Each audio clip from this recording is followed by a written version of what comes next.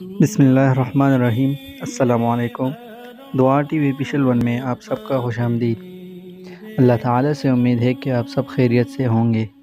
دوستو، آج کی ویڈیو میں ہم بصل یعنی پیاز کے فوائد کے بارے میں بات کریں گے، جس کے ذریعے بہت سی لاعلاج بیماریوں کا علاج ہو سکتا ہے، جیسا کہ حدیث شریف میں بھی آیا ہے۔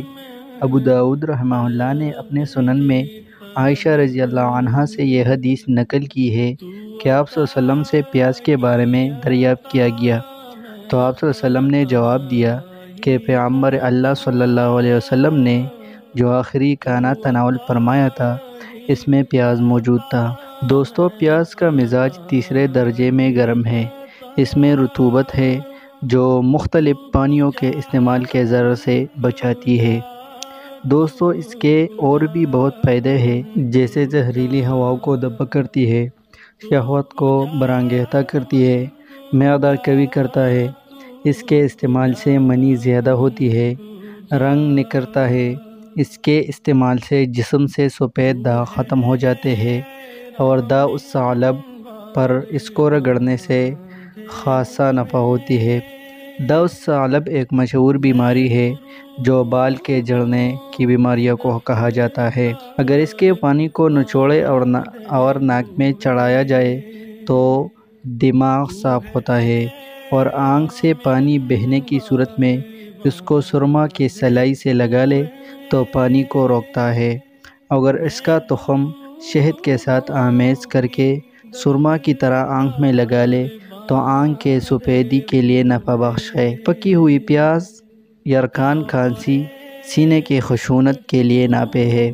دوستو، پیاز کے نقصانات بھی ہیں، لیکن نقصانات جاننے سے پہلے آپ سب سے درخواست ہے کہ اگر آپ نے ابھی تک ہمارا چینل سبسکرائب نہیں کیا ہے تو سبسکرائب کریں اور ساتھ میں بیل آئیکن بھی دبائیں تاکہ آپ کو ہماری چینل کی ہر ویڈیو مل سکے۔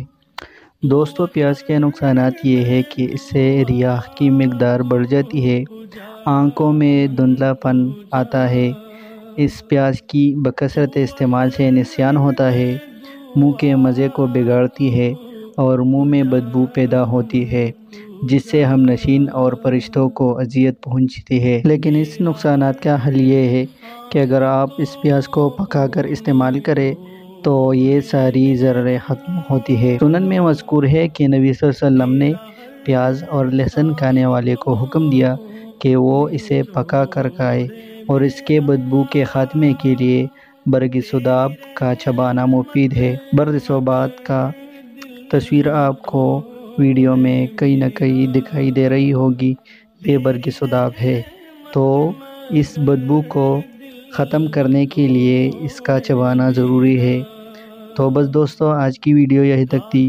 امید ہے کہ آپ کو ویڈیو پسند آئی ہوگی۔ اگر ویڈیو پسند آئی ہے تو ویڈیو کو لائک کریں، چینل کو بھی سبسکرائب کریں تاکہ آپ کو ہماری ہر آنے والی ویڈیو بآسانی مل سکے۔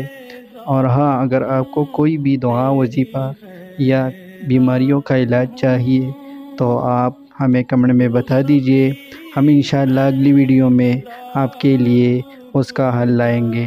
اگلی ویڈیو تک ہمیں اجازت دیجیے، تب تک کے لیے اللہ حافظ۔